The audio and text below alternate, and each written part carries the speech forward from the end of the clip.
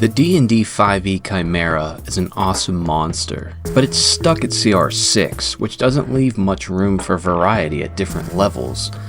If you want to throw it at lower level parties or create a tougher version for higher level play, you're left doing all the homebrew work yourself, and honestly, shouldn't be getting hit by fire breath feel more devastating than just taking some damage? Don't worry, I've done all the heavy lifting for you in this video, as I'm here to showcase my rework of the Chimera on this episode of Creatures But Better. But first, what is a Chimera? Well, if we take out our 2014 monster manuals and we flip to page 39, we see the Chimera with its singular stat block. What is a Chimera? Well, a Chimera was created after mortals summoned Demogorgon into the world, the prince of demons. Unimpressed with the creatures that surrounded it, it transformed them into horrific, multi-headed monstrosities. This act gave rise to the first chimeras. Gifted with demonic cruelty, a chimera serves as a grim reminder of what happens when demon princes find their way into the material plane. A typical specimen has the hindquarters of a large goat, the forequarters of a lion, and the leathery wings of a dragon, along with the heads of all three of those creatures. The monster likes to surprise its victims, swooping down from the sky and engulfing prey with its fiery breath before landing. They are conflicted creatures. A chimera combines the worst aspect of its three parts. Its dragon head drives it to raid, plunder, and accumulate a great hoard. Its leonine nature compels it to hunt and kill powerful creatures that threaten its territory, and its goat head grants it a vicious, stubborn streak that compels it to fight to the death. These three aspects drive a chimera to stake out a territory that is as large as 10 miles wide. Its prey is wild game, viewing more powerful creatures as rivals to be humiliated and defeated. Its greatest rivals are dragons, griffins, manticores, pratons, and wyverns. When it hunts, the chimera looks for easy ways to amuse itself. It enjoys the fear and suffering of weaker creatures. The monster often toys with its prey, breaking off and attacking prematurely before leaving a creature wounded and terrified, then finishing it off. They are servants of evil.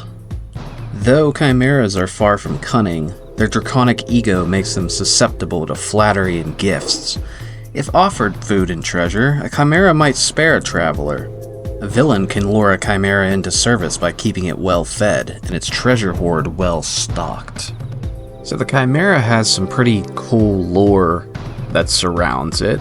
Also, remember, you can encounter these things in grasslands, hills, mountains, and even the Underdark, so fairly common places that player characters are roaming. So let's really break down the 2014 stat block and see what Wizards of the Coast has provided us with. So before we get into this breakdown of the 2014 Chimera stat block, I'm going to take some advice from Peter from Tales from Elsewhere. He actually has some public speaking experience, and he suggested that instead of me just reading the stat block verbatim, I try to take the strengths and weaknesses and discuss those, because if I just put the stat block on screen, you can obviously read it, so having me just read it to you almost like a teacher is a little bit boring. So we're going to try something new this video.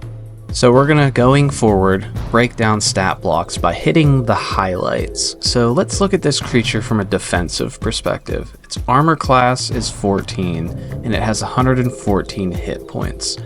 Not the strongest AC in the world. Decent, beefy hit points. On top of that, it has a dark vision of up to 60 feet and a strong passive perception of 18, so it's not easy to sneak past this creature. Looking at its ability scores, it's got a classic bruiser setup with a 19 strength and constitution, a decent wisdom, but don't expect any brain power as its intelligence is sitting at a whopping 3. Now the actions are where the things get interesting on this monster. It has multi-attack, and it combines its 3 heads into a bite, horn, and claw attack. Each has +7 to hit, and the damage output adds up quick. Each attack deals about 10 to 11 damage on average, but the real highlight here is the fire breath. It comes from the dragon head, and it's a big threat. it recharges on a 5 or 6, and it hits in a 15-foot cone, forcing a DC 15 dex save. Fail it, and you're taking up to 31 fire damage. It's 7d8 hit die. Even if you succeed, it's still half damage, so this can wipe out weaker party members and put real pressure on mid-level groups. Don't forget, it can also fly 60 feet per round, so this Chimera isn't just a tank, it can reposition and easily stay dangerous. Okay, so let's just do a little side-by-side here. The strengths of this creature would be, it has 114 hit points, it has a multi-attack, which involves 3 different attacks per turn. It also has a recharging fire breath attack that does a ton of damage. It has flying, dark vision, and it has strong physical ability scores, with 19 strength and constitution. Now, for its weaknesses, it does have a pretty low armor class at 14. Not many characters are going to struggle to hit that. Has mediocre dexterity with an 11, at least it's not a negative, but saving throws and area effects such as Fireball or Entangle it's going to struggle with. It has very low intelligence. That's what you're going to use to exploit this creature. It's pretty much melee focused. It has that decent fire breath, but everything else is just melee. It has limited mobility also. If you think about when you're fighting this creature in a cramped space, it's not going to be able to fly efficiently with its wingspan, and it is a large creature, so remember that. With that out of the way, let's move into my stat block, and we're going to see what I did differently. So, at its core, my Chimera shares a lot of key elements that the Wizards of the Coast one has. It keeps that same theme, of course. It's still a large monstrosity, it has the same AC and hit points, it's got the flying speed, it has the ability scores that are the same. But let's get into the key changes that I've made.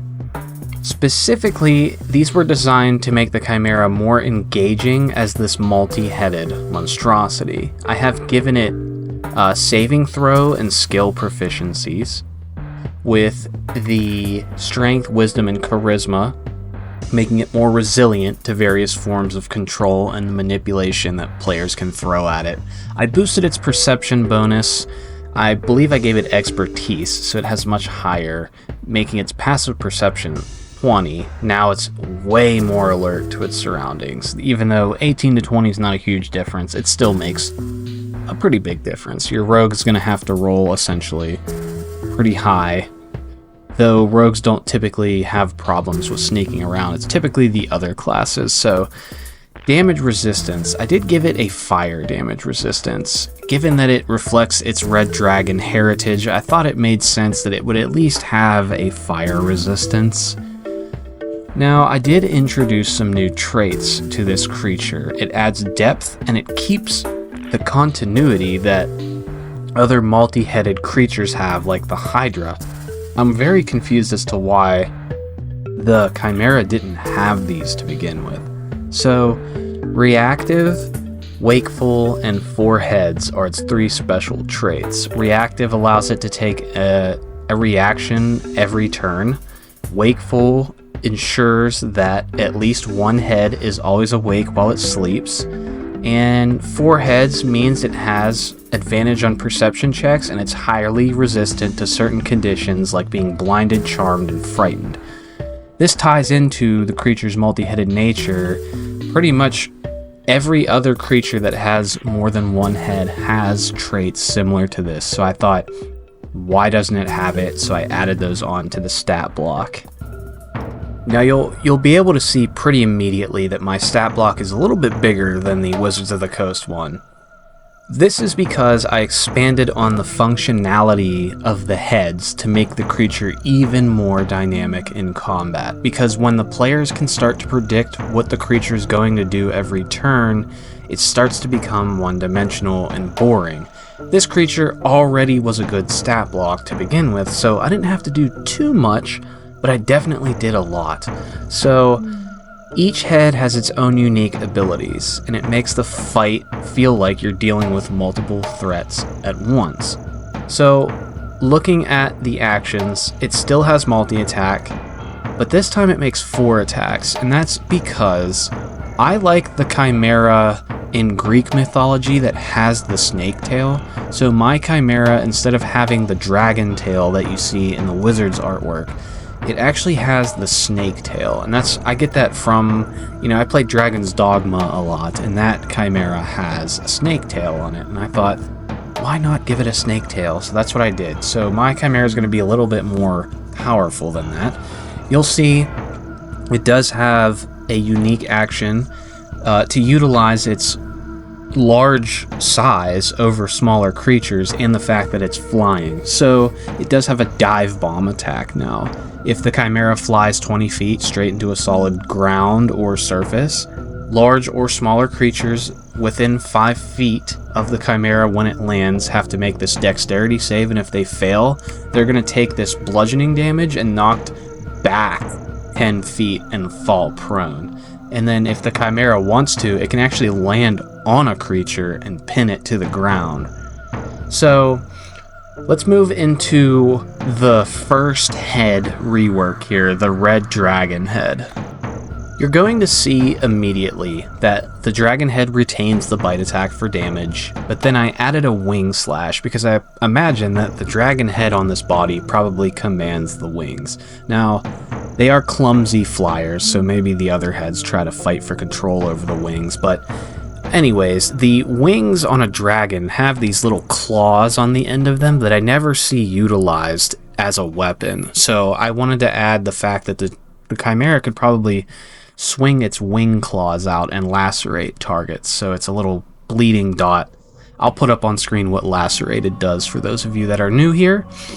Now the fire breath. I significantly expanded on what fire breath does from a dragon. This might be foreshadowing for what I do whenever I actually rework the true dragons. This breath weapon not only deals massive fire damage, but it also ignites creatures and terrain, so it forces the players to deal with the environment as well as the creature. It makes positioning even more crucial.